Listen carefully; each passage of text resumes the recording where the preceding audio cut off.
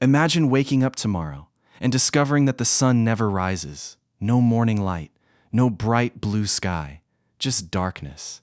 At first, you might think something is terribly wrong. But what if I told you that for almost all of human history, darkness was normal? Before electric lights, humans lived under a very different clock. The sun decided when the day began. Firelight decided when the evening slowed down. And darkness told your brain it was time to sleep. Then, in just a few generations, humanity invented something incredibly powerful. A device that turned night into day. The light bulb. And it didn't just change our homes. It changed our cities, our work, our entertainment, and possibly the way we sleep. So what exactly did humanity lose when we conquered the night? For most of human history, your day had a simple rhythm. Light, activity, darkness, rest. Imagine living thousands of years ago. The sun rises, you wake up, you hunt, you gather, you work, you travel, you eat. And as the sun disappears, your world slowly becomes darker. There are no streetlights, no glowing billboards, no televisions, no smartphones, no laptop screens. The night is not something you can simply switch off. It's everywhere.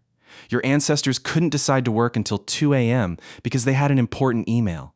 They couldn't scroll through social media in bed. They couldn't binge watch an entire season overnight. When darkness arrived, life naturally slowed down. Of course, ancient humans didn't always sleep perfectly. They faced danger, cold, hunger, disease, and countless other problems. But their internal biological clock evolved in an environment dominated by one powerful signal, natural light. And that signal helped regulate something deep inside the human body, the circadian rhythm. Inside your brain is a tiny biological timing system. It doesn't have hands. It doesn't tick. But it helps coordinate your entire body, your sleep, your wakefulness, your hormones, your body temperature, your metabolism. And one of its most important signals comes from light. When morning sunlight reaches your eyes, your brain receives a message. It's daytime. Your body becomes more alert. Your internal clock begins preparing you for activity. But as evening arrives, natural light fades, and your body begins preparing for something completely different: sleep. One important player in this process is a hormone called melatonin. You can think of melatonin as part of your body's nighttime signal. When darkness increases, melatonin production normally rises. And when bright light enters the picture, especially at the wrong time, that signal can be delayed or suppressed. For thousands of generations, this system evolved around a predictable environment, bright days, dark nights, until humanity discovered how to manufacture daylight. Then came the electric light. At first, it was revolutionary. Imagine the experience. A room that was once completely dark suddenly becomes bright with the flip of a switch. You no longer have to depend on the sun. You can work after sunset. You can read at midnight.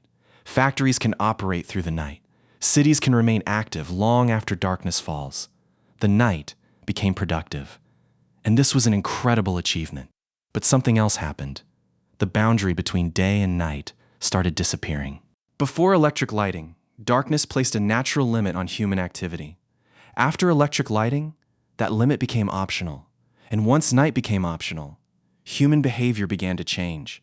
People started staying awake later, working longer, socializing later, eating later, and eventually, sleeping later.